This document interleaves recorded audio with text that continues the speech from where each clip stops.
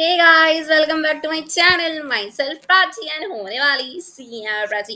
Guys, आज हम लोग बुक डिस्कशन का पार्ट 3 लाने वाले हैं और आई होप आपने इसके पहले के दोनों पार्ट देखे होंगे और अगर आपने अभी तक नहीं देखे तो जाके मेरे चैनल में देख सकते हो.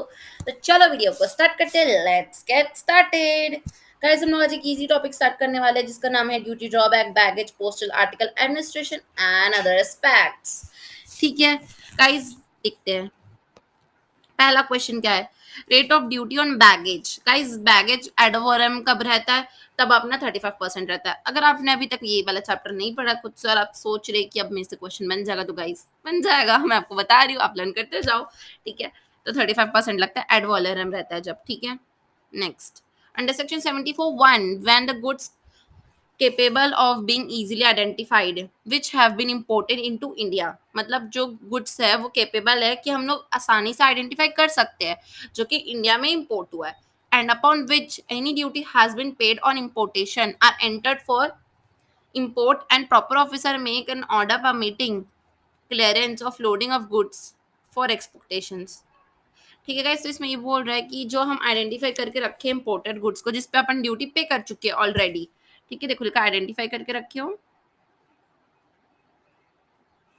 इंपोर्टेड गुड्स को, उस पर ड्यूटी पे कर चुके हो, तो उस केस पे जब क्लियरेंस मिलता है लोडिंग के टाइम पे, तो एक्सपोर्टेशन का अगर अपन वापस एक्सपोर्ट करें, फॉर एग्जांपल आपने सामान मंगाया तो था बट आपको पसंद नहीं आ रहा है, तो आप वापस कर दोगे तब 98% अपने को मिल जाता है ड्यूटी वापस. ठीक है, रिपेड बैक हो जाता है. ठीक है गाइस, नेक्स्ट क्वेश्चन है which of the following conditions are satisfy for purpose of section 74(1). Guys पूछ रहे कि 74(1) का कंडीशन फुलफिल करने के लिए क्या करना पड़ता है. तो गाइस दोनों चीज करनी पड़ती है अपन को. सबसे पहले जो गुड्स है उसको आइडेंटिफाई करो, उसको सेटिस्फाई कराओ असिस्टेंट कमिश्नर से, है ना, या फिर डेप्यूटी से कि हमने गुड्स इंपोर्ट किया था. पहले उसको ये फाइनल करवाओ और उसके बाद फिर जो गुड्स एंटर हुए हैं उसको अपन 2 साल के अंदर अंदर पेमेंट करेंगे उस गुड्स का. ठीक है, ये दोनों कंडीशन फुलफिल होनी चाहिए. नेक्स्ट क्वेश्चन है as per a notification no drawback of a import duty will be allowed. Import duty का कोई ड्रॉबैक अलाउ नहीं होगा बोल रहा है. कब कब नहीं होता पूछ रहा है. तो guys wearing appearance, T chest and cinematography films मैंने बताया था, तो इसका answer all of the above होगा. जीएफए गाइस, जीएफए जो होता है अपन को वो मिलता है, अलाउंस मिलता है, मतलब एग्जम्पशन मिलता है. ठीक है, वो अलाउड रहेगा without payment of a duty bona fide baggage up to कितने रुपए तक का बैगेज अलाउड है. 50,000 रुपीज का बैगेज आप अलाउ है आपको पर पर्सन है. ठीक है, पर पर्सन. गाइस एमसीक्यू खत्म हो गया, अब अपन क्वेश्चन आंसर्स देख लेते हैं. हमको एक ब्रीफ नोट देना है payment of duty drawback and interest के ऊपर. ठीक है गाइस, तो रूल 15 के हिसाब से drawback and interest if any shall be paid by proper officer of a custom to exporter.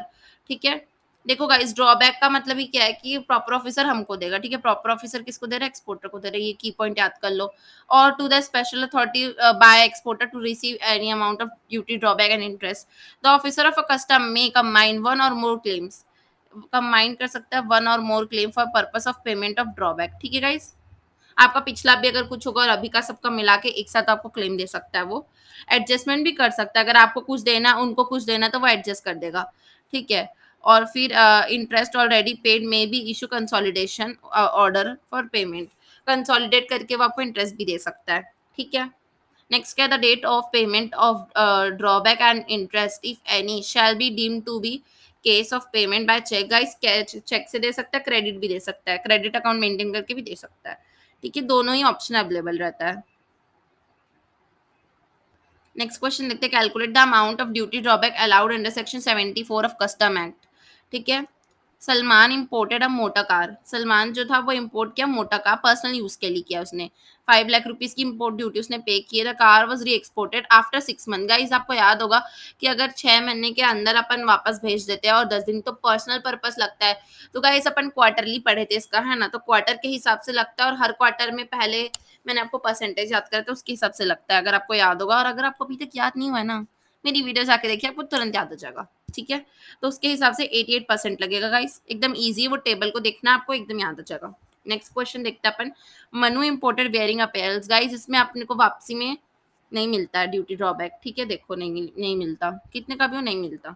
ठीक है, Super Tech Limited imported 10 computers. ठीक है, और 5 लाख की ड्यूटी पे किया उसने। कुछ टेक्निकल प्रॉब्लम्स की वजह से उसने वापस करवा दिया 14 मंथ के बाद विदाउट एनी यूज़ ही नहीं किया उसने।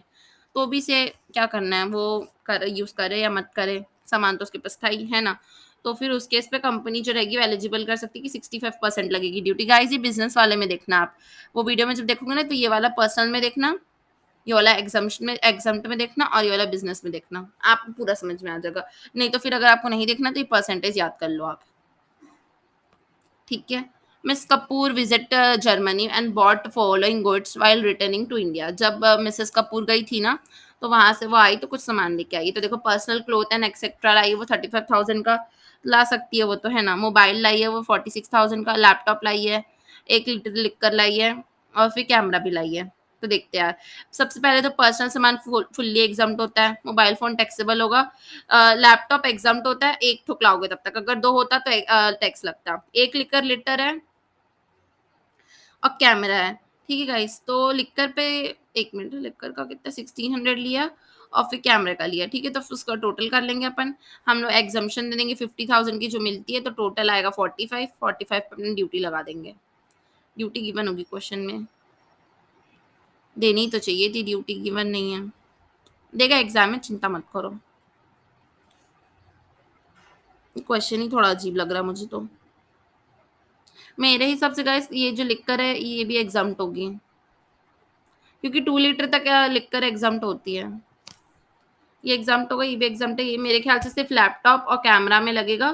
ठीक है, और उसका जो टोटल आएगा उसमें अपन को 50,000 का एग्जाम्पशन मिलेगा। और ये जो रेट दिया है ये क्वेश्चन में गिवन होनी चाहिए। ठीक है, नेक्स्ट क्वेश्चन देखते हैं। Briefly discuss the provision related to date for purpose of determination of a rate of a duty and tariff valuation in respect of goods imported or exported by the post or courier. हमको briefly explain करना है provision, है ना, purpose of determination of rate of duty, अपन को ना rate of duty निकालना है। ठीक है, और टैरिफ वैल्यूएशन करना है। गुड्स इंपोर्ट और एक्सपोर्ट होता है अगर कोरियर पोस्ट से, तो ठीक है। देखते क्या लिखा है।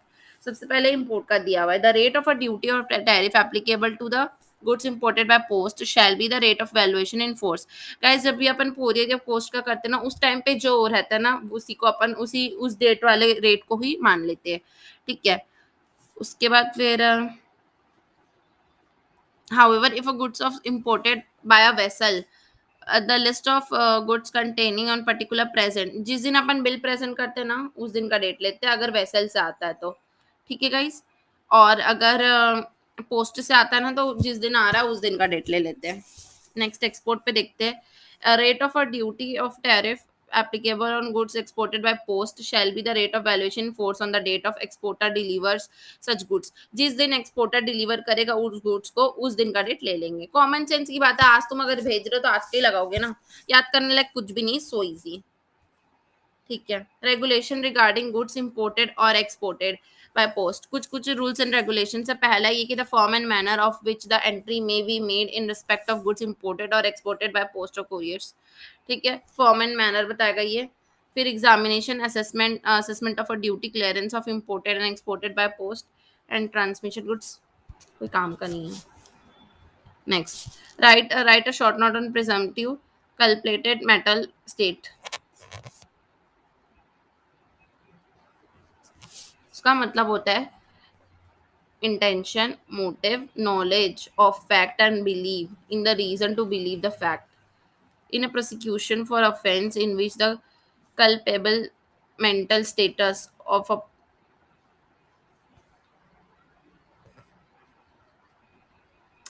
इसको ना मतलब ये जो स्टेट होता है ना, मेंटल स्टेट होता है ना, इसको अपन डिफेंस की तरह यूज करते हैं, ये बोल रहा है। और कोई फैक्ट को प्रूफ करने के लिए काम आता है।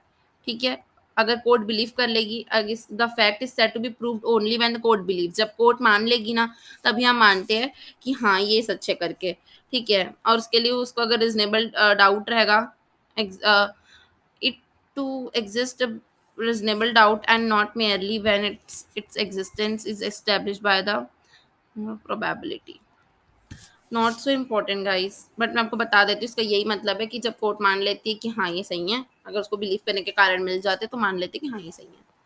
Next question, state the provision related to date of determination of rate of duty and tariff valuation पढ़ चुके ना, अभी तो पढ़े थे।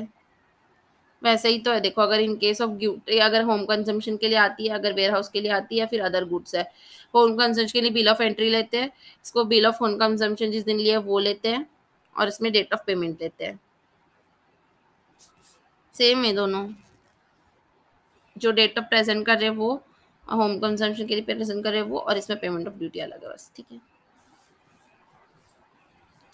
ये जो प्रोविजन है ये एप्लीकेबल नहीं होती बैगेज के ऊपर एंड गुड्स जो कि पोस्ट से आते हैं, ठीक है। नेक्स्ट, मैं बहुत खुश हूँ बताते हुए कि आखिरी क्वेश्चन है ये ये वाला और ये वाला मतलब एक ही तो है, फिफ्थ है, ठीक है। Provision related to prohibition and regulation of drawbacks.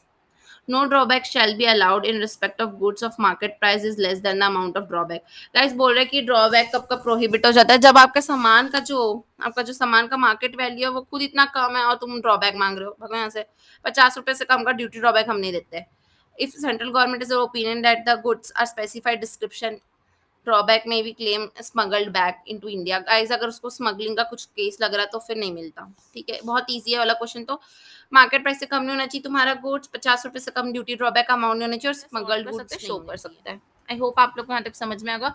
Thank you so much for watching this video. Do subscribe my channel. Thank you so much for watching this video. Bye bye, stay safe, stay healthy, अपना ध्यान रखो।